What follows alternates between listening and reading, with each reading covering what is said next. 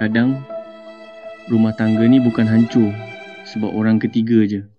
Ada masa hancur sebab orang yang kita sayang tu sendiri lupa siapa yang ada dengan dia dari mula.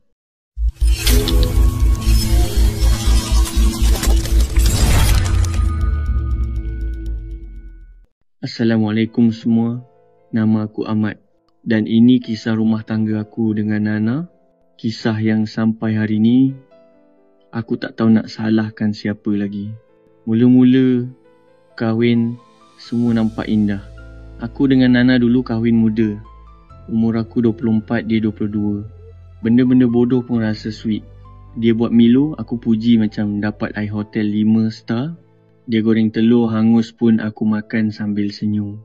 Rumah kecil, gaji tak besar tapi bahagia. Sampailah masuk tahun keempat, Nana makin berubah. Aku tak tahu bila start, tapi Nana makin kurang bercakap dengan aku. Balik kerja dia terus masuk bilik, scroll phone, ketawa sorang-sorang, tanya pun jawab pendek. Ada apa? Tak ada. Makan sekali. Tak lapar. Kadang dia tidur lambat. Kadang dia online sampai pagi. Aku ni lelaki, memanglah hati tu rasa lain macam. Tapi aku tahan sebab aku sayang. Puncanya terbongkar. Satu malam aku balik kerja lambat. Nana tertidur depan TV. Phone dia bergetar, tak berhenti. Nama kontak keluar, sayang. Tangan aku sejuk, jantung macam kena tumbuk. Aku tak buka phone. Aku cuma duduk depan dia, tengok muka dia, dan aku rasa orang yang aku kahwin dulu dah tak ada. Dia terjaga, terkejut tengok aku. Tu siapa? Aku tanya perlahan, bukan marah pun. Nana tak jawab. Dia menangis. Tapi air mata tu aku tak rasa apa dah. Pertengkaran paling teruk. Sejak malam tu, rumah kami macam medan perang. Aku tanya baik-baik, dia marah. Aku cuba sembuh, dia hina.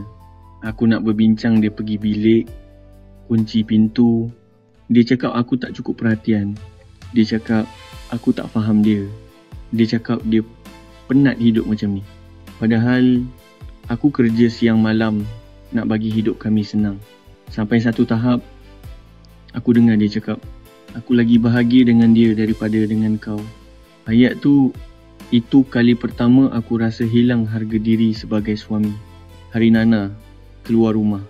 Pagi tu dia kemas baju, tak pandang pun muka aku. Aku nak ruang, katanya. Aku pegang tangan dia, tak kuat, cuma nak dia rasa aku masih sayang. Nana, kita boleh bincang. Dia tarik tangan dia macam aku ni orang asing. Sudahlah Mat, aku dah penat. Dia keluar. Pintu tutup perlahan, tapi bunyinya macam mengetuk terus ke hati aku. Beberapa minggu selepas tu, aku dapat tahu dari jiran, dari orang kampung, Nana dah duduk dengan lelaki tu. Bukan kawan kerja, bukan kenalan. Tapi lelaki yang dia kata kawan je dulu, yang paling perit, gambar dia ketawa dengan lelaki tu lebih bahagia daripada seluruh 4 tahun hidup aku bagi. Kadang aku fikir, kurang apa aku ni? Tak cukup baik ke aku sebagai suami? Tapi makin lama aku sedar, kadang masalah bukan pada kita. Ada orang memang tak tahu nak hargai apa yang depan mata. Dia hanya tahu sayang bila dah terlepas. Penutup suara hati. Ahmad, aku masih rindukan dia. Walaupun dia dah belah, walaupun dia dah pilih orang lain. Tapi aku takkan kejar lagi.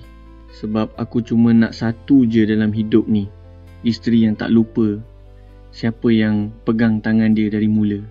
Bukan isteri yang bertukar bila ada orang lain bagi perhatian lebih. Kalau Nana baca ni, aku cuma nak kau tahu, terima kasih sebab pernah hadir dalam hidup aku.